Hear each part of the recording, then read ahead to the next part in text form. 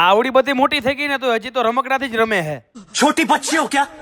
જય દ્વારકાધીશ. કેમ છો બધા? મજામાં જ છો? તમારા બધાનું હાર્દિક સ્વાગત છે મારા મિની વ્લોગમાં. ફાઇનલી ઓફિસનું બધું કામકાજ પતાવી નીકળી ગયો ઘરે જવા માટે. ઘરે પહોંચીને જોયું ને તો દીદી તો હજી નાના છોકરાના રમકડાથી જ રમતી હતી. પછી તો મસ્ત મજાનો નાહી ધોઈને થઈ ગયો તૈયાર. હરીસામો તૈયાર થઈને ઉભો હતો તો મમ્મી કે વિડિયા પછી ઉતર જાય, પેલા દૂધ લેતા આવું. મમ્મીનો આદેશ તો માનવો પડે એટલે પછી હું નીકળી ગયો ડેરીએ દૂધ લેવા. ડેરીએ પહોંચીને દૂધવાળા ભાઈને કરી લીધા રામ રામ. શું કામ ખબર છે? કેમ કે દૂધના પૈસા ન દેવા પડે ને એટલા માટે. अभी मैं गाली नहीं दे सकता.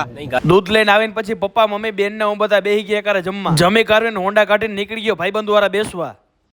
गाड़ी स्टार्ट कर. ચોકમાં પૂગીને જોયું ને તો બધા જુગાર રમતા હતા. અને અમારા રાજભાઈ ને પાના બાટવામાં એક્સપોર્ટ છે. क्या बात है सर, क्या बात है सर. एक आदमी में इतना टैलेंट कैसे होता है? આ ભાઈ જુગાર રમવામાં એટલે એક્સપોર્ટ એને કે 52 પત્તામાંથી ગમે પત્તું માગીને દિયો ને એ કાઢીને દે. નો વિશ્વાસ હોય તો જોઈ લ્યો. તમે આટલું બધું રમો છો ને? ઉપરથી આપણે ફૂલીની રાણી જોઈ છે એમાંથી. ઉપરથી ઉપરથી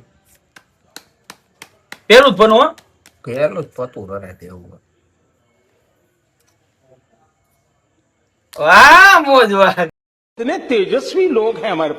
મારો આ મિની વ્લોગ તમને જો સારો લાગ્યો હોય તો લાઈક શેર અને કોમેન્ટ કરી દેજો. તો મળીએ નેક્સ્ટ વિડીયોમાં. જય દ્વારકાધીશ.